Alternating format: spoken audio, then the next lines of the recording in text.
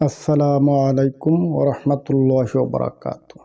অনেক বোনই আছেন আমাদের সাথে আলোচনা করেন যে তাদের ভ্যাজাইনার মুখটা বড় হয়ে গেছে, কিভাবে ছোট করবেন, টাইট করবেন, এ সকল বিষয়ে পরামর্শ চান।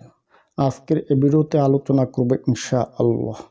মেয়েদের ভ্যাজাইনা বা জরায়ুর মুখটা কেন বড় হয়, বড় হলে করণীয় কি। প্রথমে আলোচনা করি মেয়েদের ভ্যাজাইনা যোনিপথ কেন বড় হয়। সাধারণত মেয়েদের জরায়ুর মুখটা বড় হওয়ার দুটি কারণ থাকে। Number 1 adenomyosis, number 2 fibroids.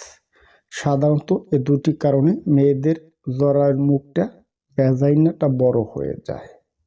এডিনোমাইসিস হচ্ছে একটি বিরল অসুস্থতা যা মেয়েদের জরায়ুর ভিতরে প্রাচীরে জন্ম নিয়ে থাকে, তার থেকে মেয়েদের জরায়ুর মুখটা বড় হয়ে যায়। এছাড়াও অনেকগুলি কারণ আছে, বিশেষ করে মেয়েদের অধিক যৌন আচরণ, অবাধ মেলামেশা, পরকীয়ায় লিপ্ত থাকা, তার থেকেও মেয়েদের জরায়ুর মুখটা বড় হয়ে যায়। এমনকি যে সকল মেয়েদের ইরেগুলার পিরিয়ড, অনিয়মিত মাসিকে অধিক পরিমাণ রক্তক্ষরণ হয়, সাদা স্রাব যায়, এ জাতীয় সমস্যা থেকেও অনেক সময় মেয়েদের ভ্যাজাইনাটা জরায়ুর মুখটা বড় হয়ে যায়। অধিকাংশ মেয়ে লোক থেকে আমরা যে হিস্টোরিটা পাই সেটি হচ্ছে প্রসব পরবর্তীকালীন সময়ে, বাচ্চার জন্ম নেওয়ার পরে জরায়ুর পেশির সংকোচন হয়, জরায়ুর যে প্রাচীর থাকে, টিস্যু থাকে, টিস্যুতে ব্লাড সার্কুলেশনটা কমে যায়, টিস্যুর সতেজতা থাকে না, তার থেকে দেখা যায় ভ্যাজাইনাটা বড় হয়ে গেছে।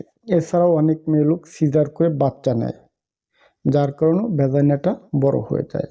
এক কথায় অনেকগুলি কারণে মেয়েদের ভ্যাজাইনাটা বড় হয়ে যায়।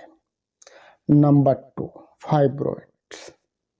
এটি সাধারণত যে সকল মেয়ে লোকের বয়স 30 বছরের উপরে হয়ে গেছে, বয়স বৃদ্ধিজনিত কারণে মেয়েদের একটি বিরল অসুস্থতা দেখা যায়, তার থেকে মেয়েদের ভ্যাজাইনার মুখটা বড় হয়ে যায়। যে সকল মেয়ে লোক ফাইব্রয়েডসে আক্রান্ত হয়, এদের জরায়ুর ভিতরে নালিকাগুলোতে টিউমারের সৃষ্টি হয়, তার থেকে ব্যথা হয়, কষ্টানি জোরে ঘা হয়, ইনফেকশন হয়। এমনকি জরায়ুর প্রাচীরে যে নালিকাগুলো থাকে, এই নালিকাগুলো থেকে পেইন হয়, কষ্টানি ঝরে, অস্বাভাবিক হারে নালিকাগুলো বৃদ্ধি পেতে থাকে, তার থেকেও মেয়েদের জরায়ুর মুখটা বড় হয়ে যায়।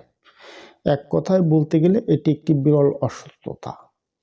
সর্বশেষ বলি এর চিকিৎসা কি। আপনারা যারাই আছেন চিকিৎসা নিয়ে ঔষধ গ্রহণ করতে চান, আমাদের কাছে পরামর্শ চান, দেখুন আমরা মূলত মেডিকেলের চিকিৎসক না, আমরা হচ্ছে হ্যাকিমির চিকিৎসক। হ্যাকিমি ঔষধের মাধ্যমে এ ধরনের রোগীদেরকে আমরা চিকিৎসা ঔষধ প্রদান করে থাকি। অবশ্য ভালো সলিউশন আছে, ঘরোয়া চিকিৎসা কিংবা আয়ুর্বেদিক ঔষধের মাধ্যমেও বেস্ট রেজাল্ট পাওয়া যায়, ভালো সমাধান করা যায়। আপনারা বিশেষ করে আমাদের কাছে যারা পরামর্শ চান, এদের ক্ষেত্রে বলবো আপনারা বিশ্রাম নেবেন, পর্যাপ্ত পরিমাণ পানি পান করবেন, রাতে বেশি করে ঘুমাবেন, ভারী বোঝা বহন করবেন না। বিশ্রাম নিলে, চিকিৎসা নিয়ে ওষুধ গ্রহণ করলে আস্তে আস্তে স্থায়ী সমাধান হয়। অবশ্য সাজেশন থাকবে আপনারা একজন নিকটস্থ গাইনি চিকিৎসকের পরামর্শ নেবেন। আজ এ পর্যন্ত। যদি আমার ভিডিওটি দেখে ভালো লেগে থাকে তাহলে সাবস্ক্রাইব করে দিবেন, সে সাথে লাইক কমেন্ট শেয়ার করে দিবেন। ধন্যবাদ, ভালো থাকবেন সবাই।